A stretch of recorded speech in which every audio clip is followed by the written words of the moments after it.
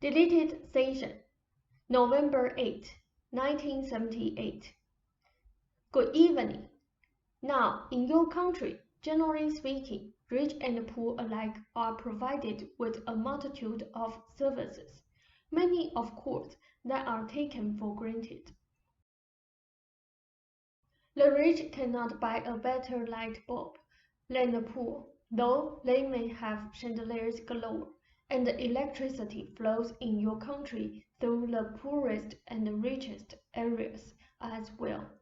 The rich and poor alike are provided with fire protection and police protection. The rich do not have purer water than the poor. Rich and poor alike walk down the same city streets. The same street does not suddenly become gold beneath the foot of the rich man and woman. And the potholes in city, state, or government roads are filled alike by the tires of the catalog and the lowly Volkswagen. The sewer pipes carry away drainage from apartment houses and mansions and from trailers as well. Eventually, and all of that must be paid for by the people.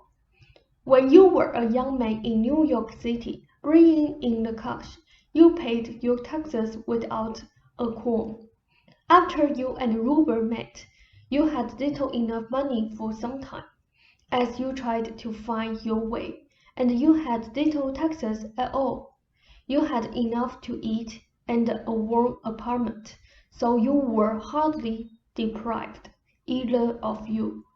Though you paid little taxes, the fire and the police protection were not withdrawn, and all of the services continued.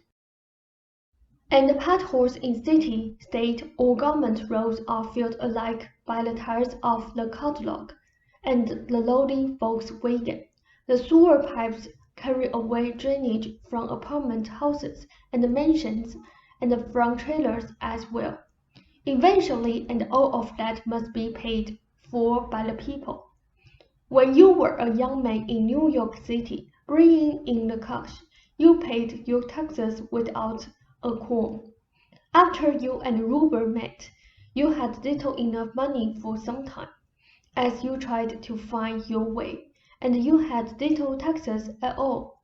You had enough to eat and a warm apartment, so you were hardly deprived, either of you. Though you paid little taxes, the fire and the police protection were not withdrawn, and all of the services continued. Later it seemed that the two of you made your way along almost as aliens in your society, coached only by your own joint courage and determination. Then, when you began to make decent money, you resented giving it to the government, for the reasons just given, and because the government, it seemed, was built upon beliefs with which you could find no accord. So why should you so support it, when all that you had achieved was gained in spite of your society? Yet the government did indeed coach you, and now through your taxes you coach other younger people who cannot contribute as yet. There is no doubt that the very wealthy abuse the system, and yet, all in all, it is a good one, coaching the young while they learn, and is so doing providing a basis from which new beliefs can indeed emerge. There are many on the edge of the system who are being carried, of course, and who also misuse the privilege. Despite that, however, at a physical level, your money is turned to help others at one level, while your work allows you the freedom of creativity and the privilege of helping at a still higher level. Ruber rather good naturally appreciates being in a position of paying taxes, since his upbringing was at the taxpayer's expense. I know you understand this, but carry it to the extreme. That resentment would allow you barely enough to live on, and you actually would refuse to make money because you so resent the high taxes connected with a good living. Yet, financial security is important to both of you because it allows you the freedom to create as you choose and to follow this path. Yet remember that for all of its failings, your peace of mind is also the result of the American services that were available when you did not have much money, as they are now. Let us change our viewpoint and consider someone who thinks of financial security as a threat, or rather believes that overall it is damaging to initiative. We come then to Frank Longwell. He battles his beliefs about age, yet he is frightened that with age comes complacency, stagnation. All of his life he has sought comradeship with others. He enjoys the easy commerce of the marketplace, the unpredictability of being a contractor. He has, partly in the past, been almost contemptuous of those with regular hobbies, regular ways. He has sought out to some extent the strange and the bizarre, and he believes now, as he did earlier, in the importance of conflict as a way of keeping a man on his toes. On part of him, loathes the idea of security. As he reached 50, his beliefs about age rose to the forefront. This was the time of caution and danger, when a man could retire, settle for security, give in to complacency, or even become a gentleman farmer, as he was at times tempted to do. Rob noted with amusement. Say it, now, what does youth mean to many?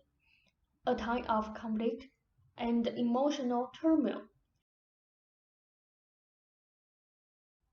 Certainly, the young are usually poor, rather than rich, and when it's best to shock a pleasant mind out of its placency, is feared complacency.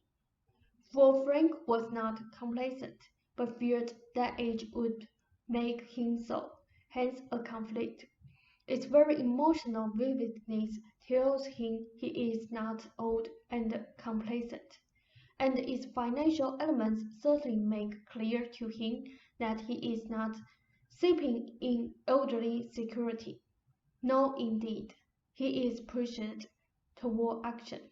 He likes the farmer image, but he is afraid that being a farmer would cut him off from the commerce with the marketplace that he now enjoys, and the hearty comradeship. His feelings about money are mixed. He is slightly contemptuous of it, while liking what it can buy. He is slightly contemptuous of the wealthy, or those in social positions. He enjoys needing them, while at the same time traveling in their circle. He has the same feelings toward authority, which is connected to past feelings about his father. So not paying the taxes allows him to give the boot to authority, while it still thinks he has a good excuse. Raise your fingers. He lives above his means for certain reasons, because he enjoys a certain kind of self-indulgence and the immediate satisfaction of desires, but also a good of backhand slap against the socially prominent or wealthier associates, that he can live as well as they. He is overall good-natured, of good intent, as ready to serve the indulgences of others as his own. But he is not what you call a businessman. He is too warm in this particular context. Now, he wants to be liked and approved of. So he lets others take advantage of him, and when he knows this, it makes him angry. Yet he continues on the pattern. That is enough for now. I hope it will be some help to him, but he need not scare himself to death in order to prove that he is alive and vital. He is at his prime of his life. Now, Rupert's ribs and shoulder blades have bothered him simply because they are being stretched in new ways. His attitude has completely changed for the better. It is this, of course, that makes the walking possible, and that is releasing new energy from brain work too. You can indeed expect more frequent improvements, and I will give you whatever current information is helpful. I will also shortly, with everyone's permission, return to our book. Do you have questions? Rob asked, why did I translate the text resentment into the voice or mouth difficulty? Say said, simply a beautiful symbol of communication. For you wanted to voice your resentment again, but covered it over. And with Frank in terms of probabilities, the H-Con adventure may still go through, but Frank and his brother each gave the gentleman permission to act as he has. Frank wanted that excitement.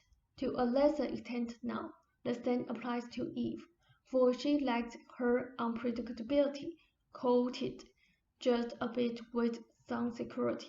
But this time of emotional turmoil takes their minds off the fact that their children are grown, and adds a new challenge, one that convinces them that life is still exciting, that you must be on your toes. It even brings them closer together. End of session, unless you have questions.